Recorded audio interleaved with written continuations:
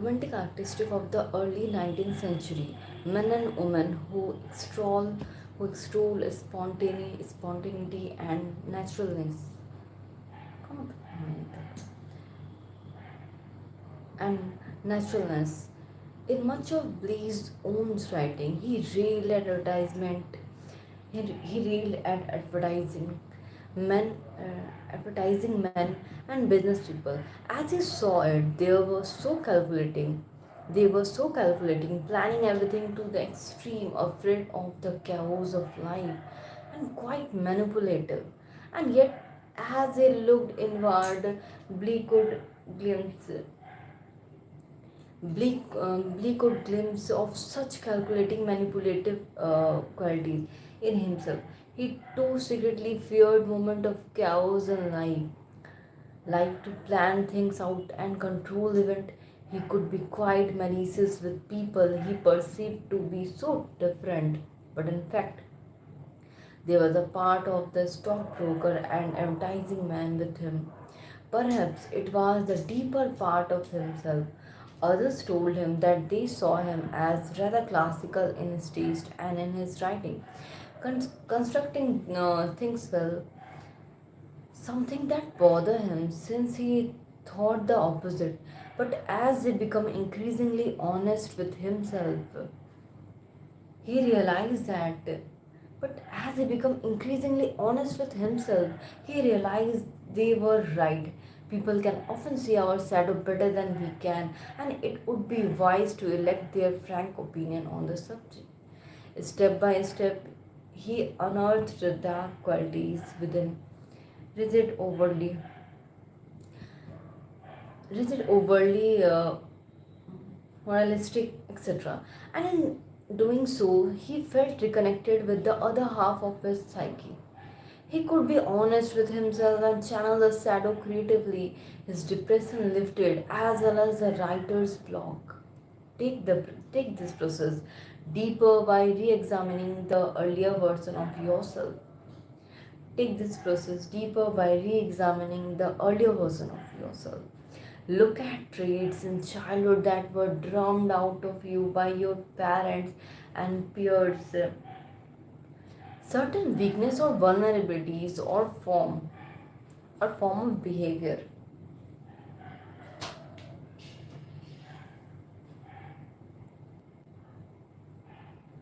Look at traits in childhood that were drummed out of you by your parents and peers, certain weakness or vulnerabilities or forms of behavior traits you were made to feel ashamed of. Perhaps your parents did not like your introspective tendency or your interest in certain objects that were not of their taste. They instead steered you toward careers and interests that suited them. Look at emotions you were once drawn to that sparked a sense of awe or excitement that has gone missing. You have become more like other as you have gotten older. You have become more like other as you have gotten older, and you must rediscover the lost authentic part of yourself. Finally, look at your dreams at the most direct and clear view of your shadow. Only there will you find the kinds of behavior you have carefully avoided in conscious life. The shadow is talking to you in various ways. Don't look for symbol or hidden meaning. Pay attention instead to the emotional tone and overall feeling that were inspired. Holding on to them throughout the day. This could be unexpected bold behavior on your part, or intense anxiety spurred by situation,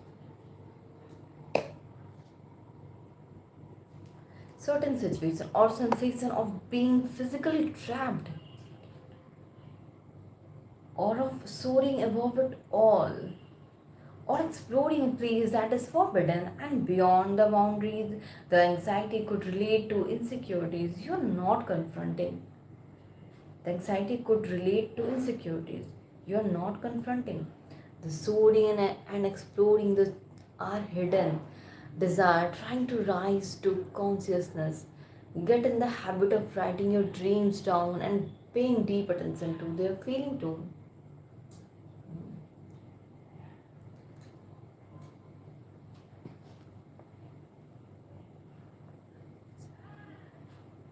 Hi MK, I'm good.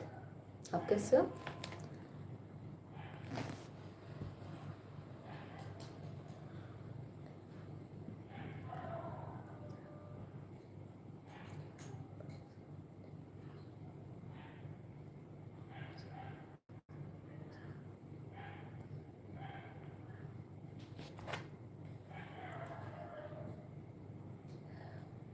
The more you go through this process and see the outlines of your shadow, the more you go through this, the more you go through this process, the more you go through this process and see the outlines of your shadow, the easier it will become. You will find more sign as your tense muscles of repression loosen up. At a certain point, the pain of going through this turn into excitement at what you are uncovering. Embrace the shadow. Your natural reaction is uncovering and facing up to your dark side is to feel uncomfortable and maintain only a surface awareness of it.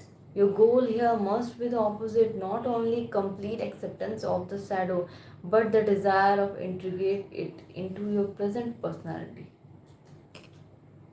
From an early age, Abraham Lincoln liked to analyze himself, and a recurrent theme in his self-examination was that he had a split personality. On the one hand, an ambitious, almost cruel streak to nature, and on the other, a sensitivity and softness that made him frequently depressed. Both sides of his nature, both sides of his nature, made him feel uncomfortable and odd. On the rough side, for instance, he loved boxing and thoroughly thrashing his opponent in the ring. In law and politics, he had a rather scathing sense of humor. Once he wrote some anonymous letter to a newspaper attacking a politician he thought of as a buffoon. The letter was so effective that the target went mad with rage. He found out that Lincoln was the source of them and challenged him to a duel. This became the talk of the town and proved quite embarrassing to Lincoln. He managed to get out of the duel, but he vowed to never indulge his cruel streak again. He recognized the trait in himself and would not deny it. Instead, he would pour his aggressive, competitive energy into winning debates and elections. On his soft side, he loved poetry, felt tremendous affection for animals, and hated witnessing any kind of physical cruelty. He hated drinking and what it did to people. At his worst, he was prone to fit of deep melancholy and brooding over death. All in all, he felt himself to be far too sensitive for the rough and tumble world of politics. Instead of denying the side of himself, he channeled it into incredible empathy for the public, for the average man and woman, caring deeply about the loss of lives in the war. He put all his effort into ending it early. He did not project evil onto South, but rather empathized, empathized with its plight and planned on peace that was not retributed. He also incorporated it into a healthy sense of humor about himself, making frequent jokes about his ugliness, high-pitched voice, and brooding nature.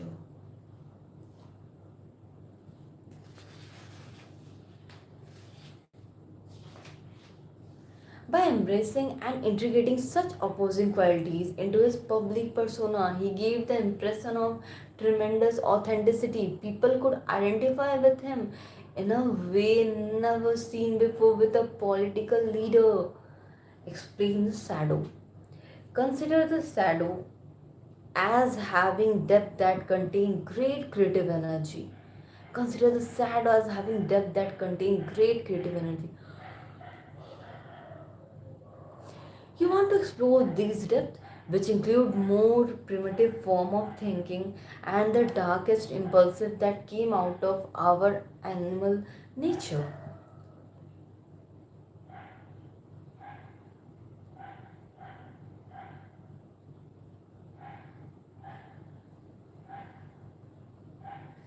As children, our mind was much more fluid and open. We would make the most surprising and creative association between ideas, but as we get older, we tend to tighten this down.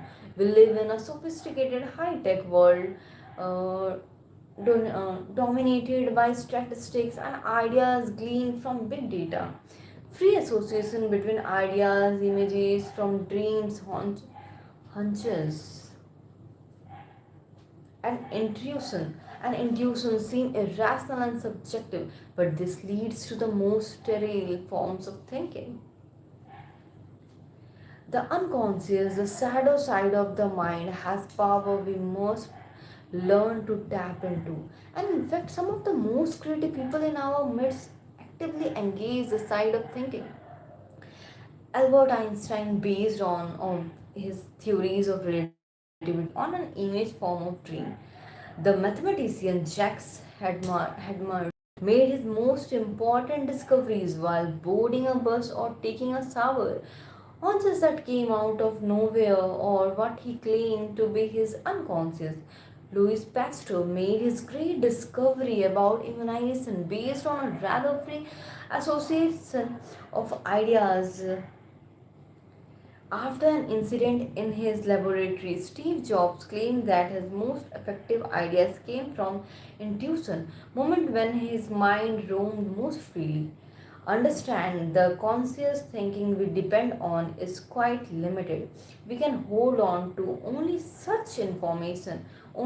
much information in short and long term memory, but the unconscious contain an almost limitless amount of material form from memories, experiences, and information absorbed in study. After prolonged research, after long research or after long research or work on a problem, when we relax our mind in dreams or while we are performing unrelated banal activities, the unconscious begins to go to work and associated all sorts of random ideas.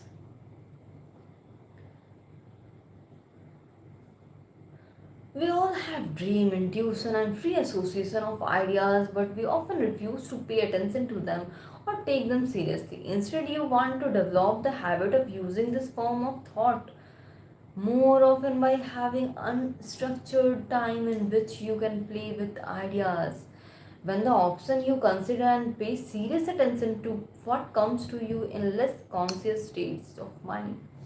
In a similar vein, you want to explore from within your own darkest, impulsive, even those that might seem criminal, and find a way to express them in your work or externalize them in some fashion in a journal. For instance, we all have aggressive and antisocial desire, even toward those we love.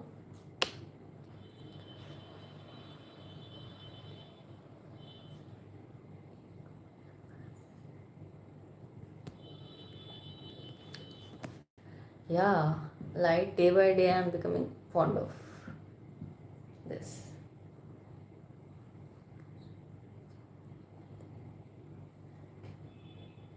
M K अगर मैं इसको हिंदी में translate करने जाऊंगी तो ये ख़त्म होने में बहुत टाइम लगेगा। देखो कितनी मोटी बुक है।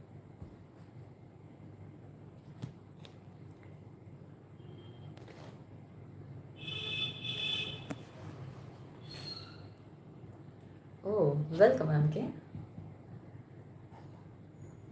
अच्छा इंग्लिश ज़्यादा आती नहीं, ठीक है, नेक्स्ट टाइम से हम कोशिश करेंगे हिंदी बुक लाने का, ठीक है, ताकि आपको समझ में आए। हाय गेमिंग।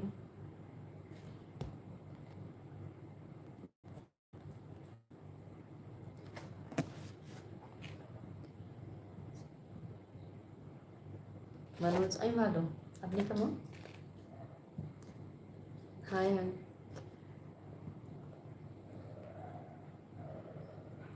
হ্যাঁ, এই পরশু এসেছিলাম, মাঝখানে অনেকদিন ব্রেক দিয়ে দিয়েছি।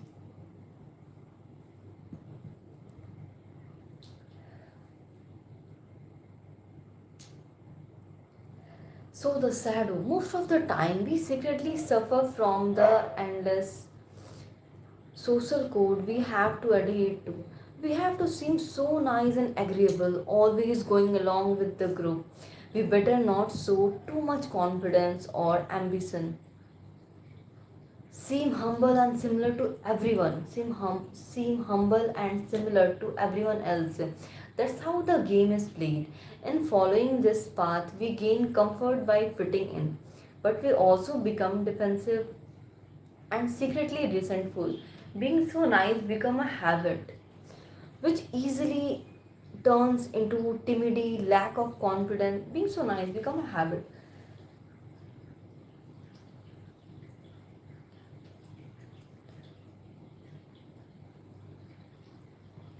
Being so nice become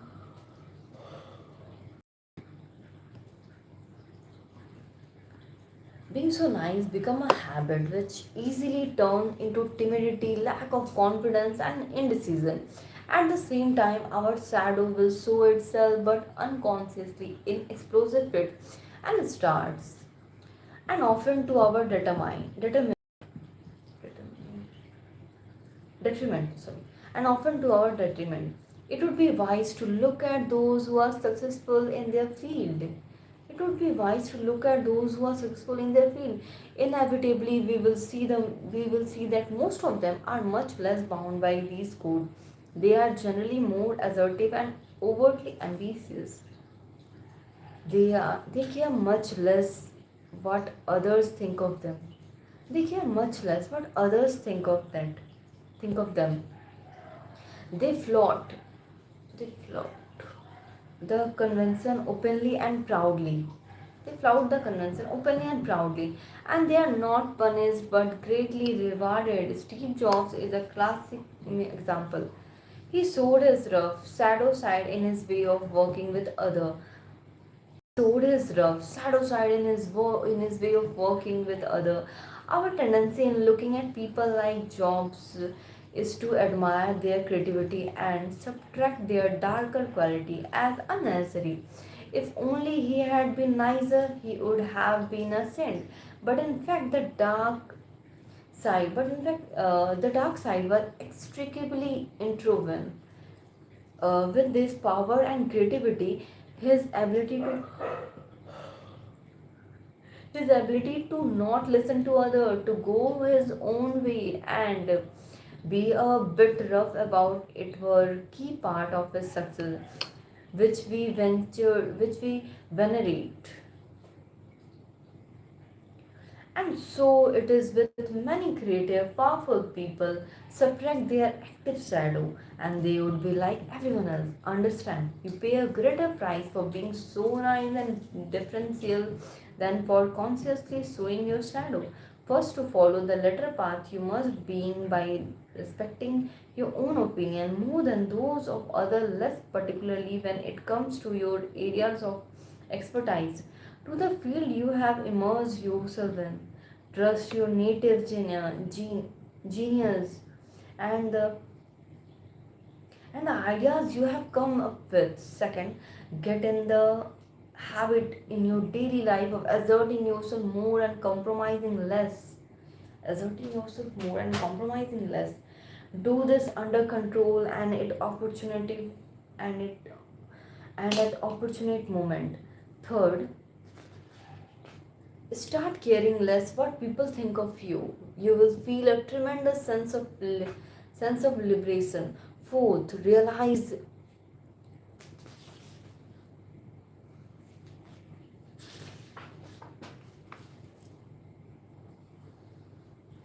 Fourth, you will feel a tremendous sense of liberation. Fourth, realize that at times you must offend and even hurt people who block your path, who have ugly values, who unjustly criticize you. Use such moment of clear injustice to bring out your shadow and show it proudly.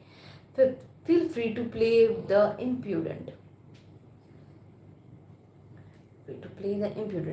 Willful child who mock the stupidity and hypocrisy of other.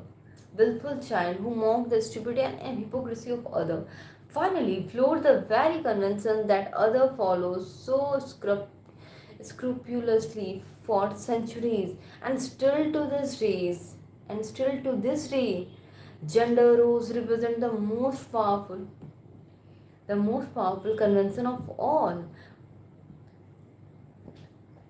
What men and women can do or say has been highly controlled to the point where it seems almost to represent biological difference. Instead of social convention, women in particular are socialized to be the extra nice and agreeable. They feel continual pressure to adhere to this and mistake it for something natural and biological.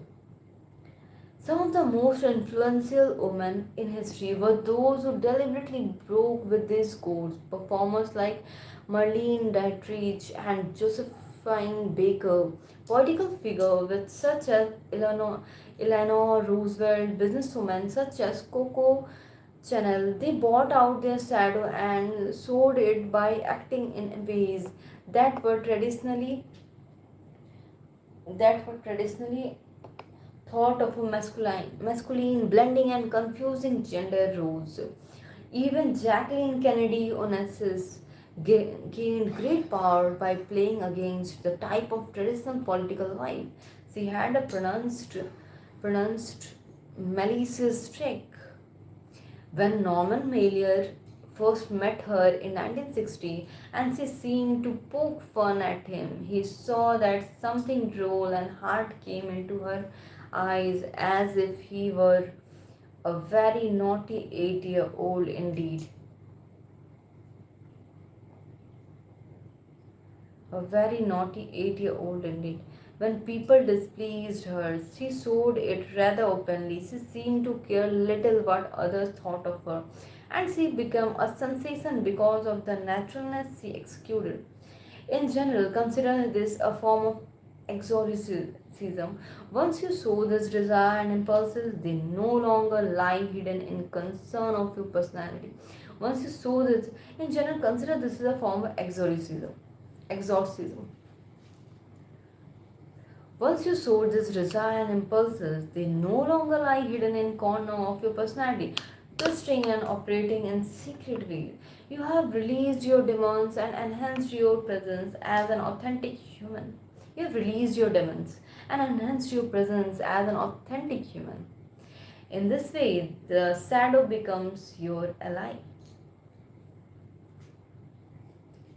Unfortunately, there is no doubt about the fact that man is as a whole less good than the imagine himself or want to be.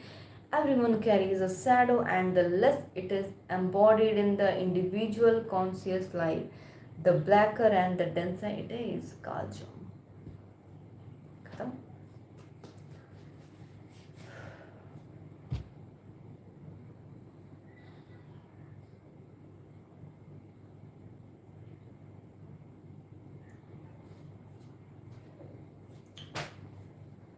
Beware the fragile ego, the law of envy. We humans are naturally compelled to compare ourselves with one another. We are continually measuring people's status, the level of respect and attention they are received, and noticing any difference between what we have and what they have. For some of us, this need to compare serve as a sport to excel through our work. For others, it can turn into deep envy, feeling of inferiority and frustration that lead to convert, attack, and sabotage. Nobody admit to acting out of envy. You must recognize the early waving sign, praise and bits of friendship that seem effusive and out of proportion. Subtle digs at you under the guise of good natured humor. Apparent uneasiness with your success. It is most likely to crop up among friends or your peers in the same profession. Learn to deflect envy by drawing attention away from yourself.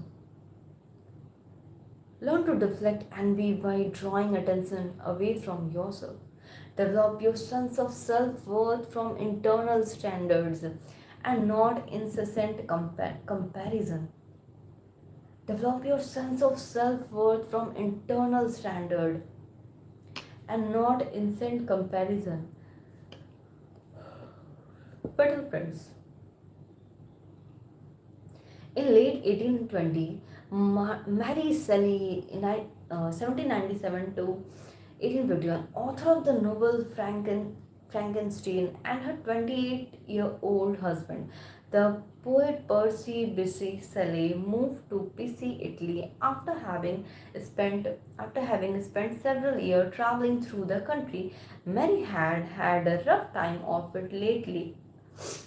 Her two young children had both died from fever while in Italy. Mary had been particularly close to her son William, and his death had pushed her into a profound depression.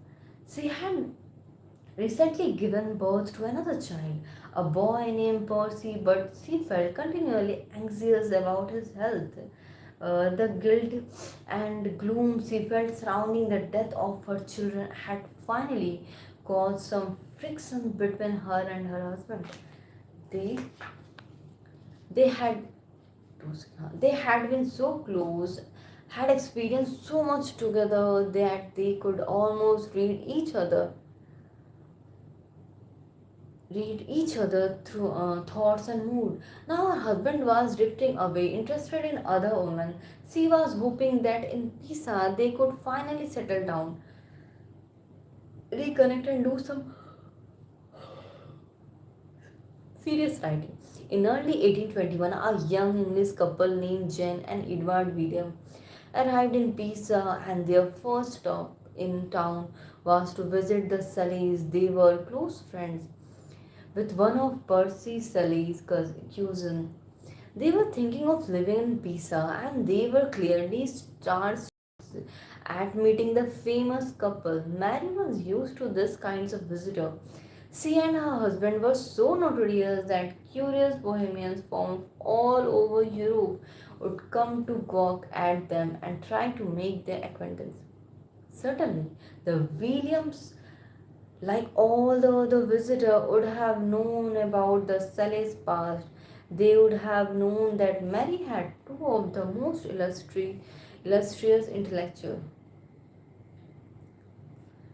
parent in all England. Her mother, Mary Wollstonecraft, 1759-1797, was perhaps the first great feminist writer in history, renowned for her books and a scandalous love affair. She had died giving birth to Mary. Mary's father was William Goodwin, 1756 to 1836, a celebrated writer and philosopher who advocated many radical ideas, including the end of private property. Famous writer could come to see the child Mary, for she was an object of fascination. With striking red hair like her mother, the most intense eye, and an intelligence and imagination far beyond her years. The Williams would have almost certainly known about her meeting the poet Percy Shelley when she was 16, and their infamous love affair. Shelley, of aristocratic origin and due to inherit a fortune from his wealthy father, had married a young beauty named Harriet. But he left her for Mary, and along with Mary's stepsister Claire, they traveled through Europe, living together and creating a scandal everywhere they went. Sally was an ardent believer in free love and an avowed atheist. His wife Harriet subsequently committed suicide, which Mary would forever feel guilty about, even later imagining that children she had had with Sally were somehow cursed. Shortly after the death of Harriet, Mary and Percy got married. The Williams would undoubtedly know about the Sally relationship with the other great rebel of the time, the poet Lord Byron. They had all spent time together in Switzerland, and it was there inspired by a midnight discussion of horror stories that Mary got the inspiration for her great novel Frankenstein. Written when she was 19, Lord Byron had his own scandal and numerous love affairs. The three of them become a manager for endless rumors. Lord Byron now living in Italy as well. The English press had dubbed them the League of Incest and Atheism.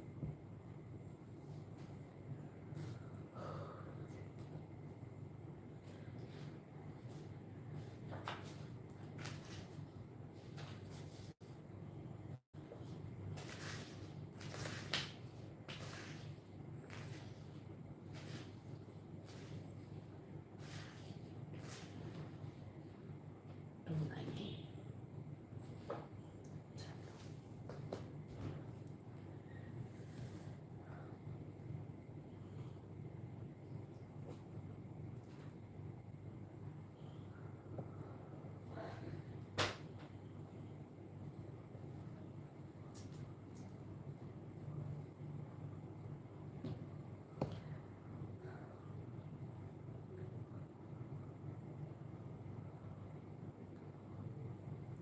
At first, Mary paid scant attention to the new English couple on the scene. At first, Mary paid scant attention to the new English couple on the scene. Even after a few dinners together, she found Jane Williams a bit dull and and pretentious as Mary wrote to her husband, who uh, who was away for a few weeks. Jane is certainly very pretty, but she wants animation and sense. Her conversation is nothing particular and she speaks in a slow, monotonous tone. Jane was not well read. Jane was Jane was not well read. She loved nothing more than to arrange flower, play the pedal harp, singing songs from India, where she had lived as a child, and posed rather prettily.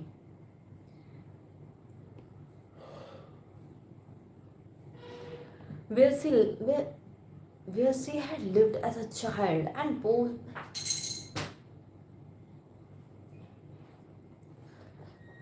she had lived as a child and posed rather prettily. Could could she be that superficial? Every now and then Mary could catch Jen staring at her with an unpleasant look, which she quickly covered over with a cheerful smile. More important, a common friend who had known the Williams in their travels across Europe had warned Mary in a letter to keep his distance from Jane. Edward Williams, however, was quite charming. He seemed to worship Shelley and to want to be like him. He had aspirations to be a writer. He was so eager to please and be of service. And then one day he told Mary the story of the romance between him and Jen. And Mary was quite removed. The Williams were not actually married. James Cleveland, who came from the middle class, had married a high ranking English soldier, only to find out he was an abusive brute.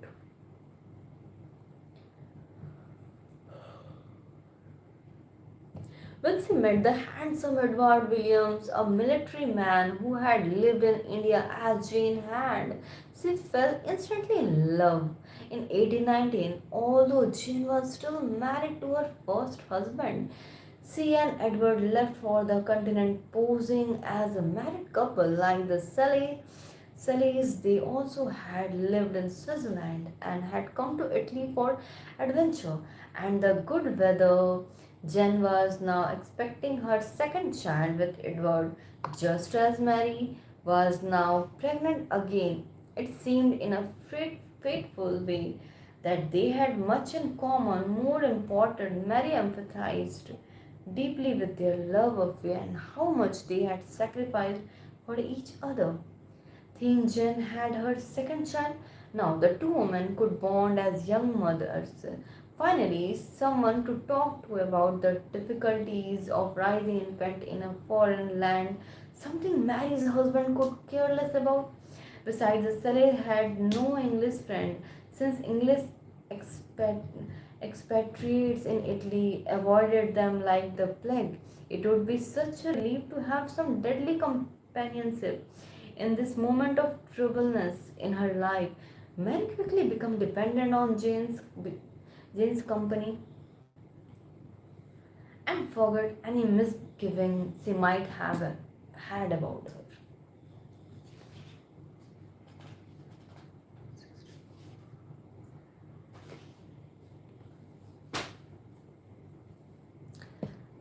Bye bye. That's all for today. See you tomorrow. Ta-ta.